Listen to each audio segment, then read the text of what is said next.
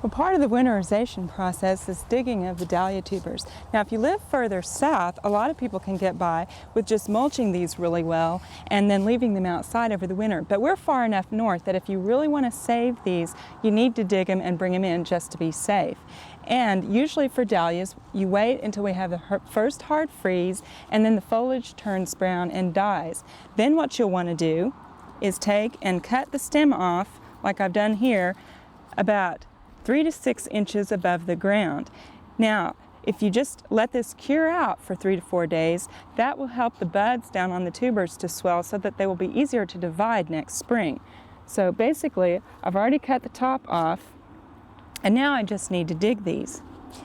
Now, if we get to mid-November and you haven't had a hard freeze, you can go ahead and cut the tops off anyway and let them cure down, and that will help.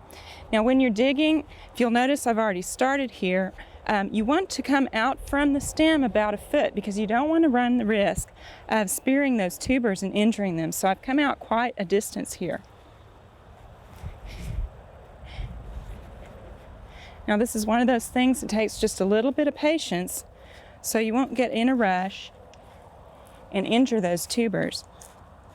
Now I'm going to kind of tease this up with a fork here.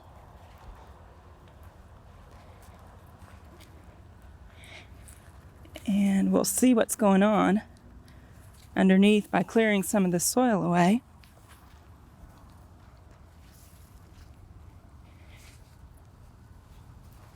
And we can get just a little bit closer in here.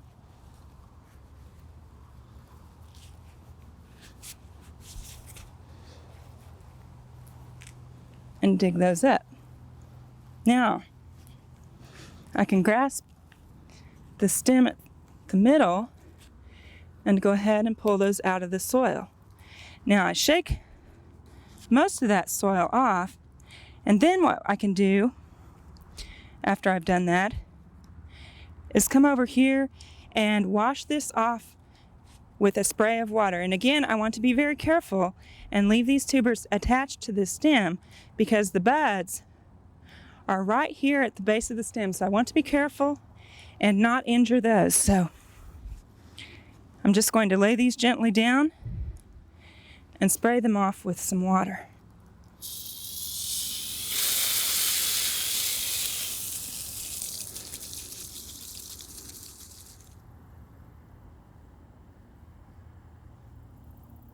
Now, once you've washed these off with water, you want to let them dry, and you can set them out and let them dry about 24 hours so that they're nice and dry, and then kind of inspect them for any damage or any rot that you might find. Now, it's really important to get this out of here. Now, this one, as you see, it looks really good here.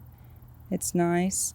Now, we've got one over here that we see quite a bit of rot on, and it's also kind of broken here. So I'm going to go ahead and cut that off because we don't want any of that rot in there. Now over here I've got one that's fairly large, and it's got a rotten spot here, and what I'm going to do is just cut that out here.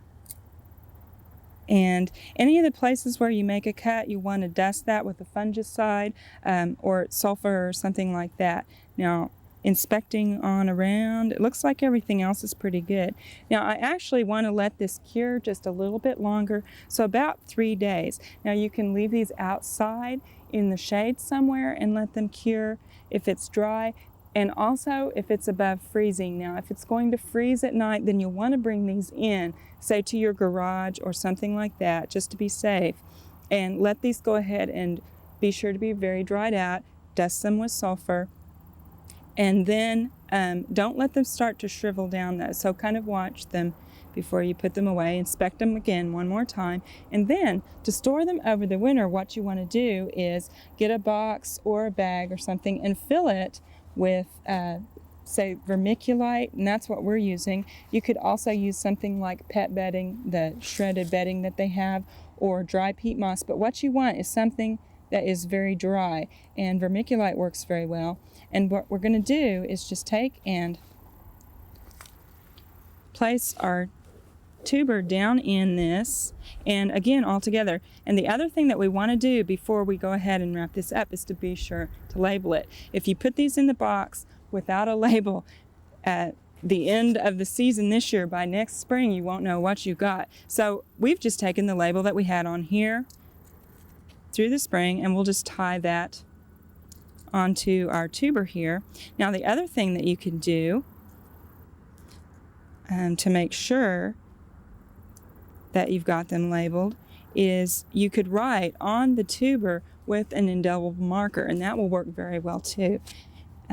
Now we don't divide them at this time. We're actually going to store them all together. So we'll just put them in the box like this, and then just cover these with our vermiculite and store these in a place. It's like I'm going to have to get a little bit more vermiculite here.